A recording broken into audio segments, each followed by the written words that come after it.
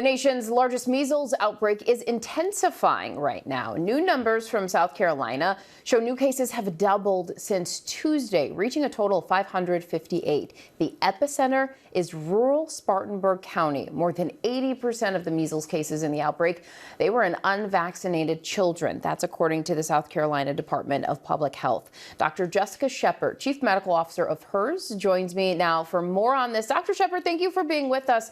Measles is a serious disease that can make people very ill. We know that it's especially high risk for young children. Why is that?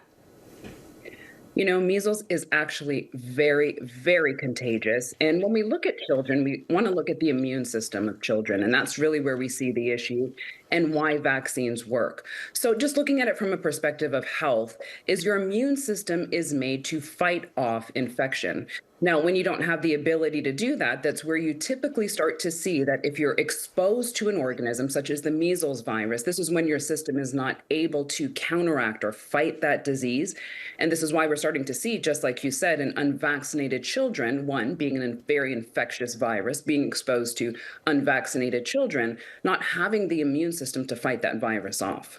And so, Dr. Shepard, when we talk about this, we are often told that vaccinations are the best way to protect yourself. Where's the confusion coming? Why are there people who are not getting vaccinated, who are skeptical about it? Can you explain that? Yeah, I think, a lot of the skepticism comes from choice being taken away. And I can understand that for people who feel that from the vaccination, when there's a schedule and a routine, that it feels like it's being told to you. But there is a reason why this is done.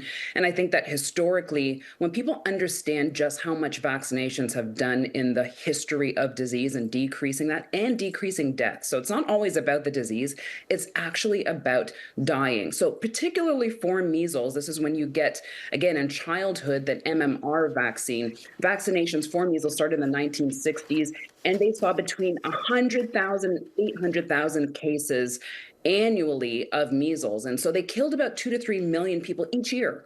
And so measles really remains one of those very contagious viruses. And the measles vaccine is 97% effective.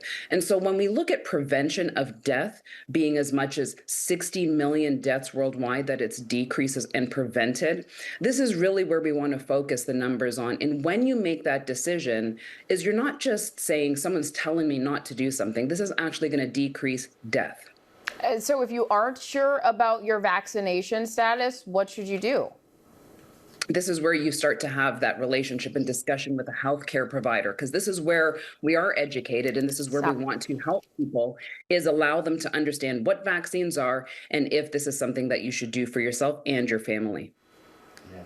Thank you so much, Dr. Shepard. And ABC News has a new map to see your neighborhood's risk of measles outbreak. Just go to abc7.com/measles and enter your zip code.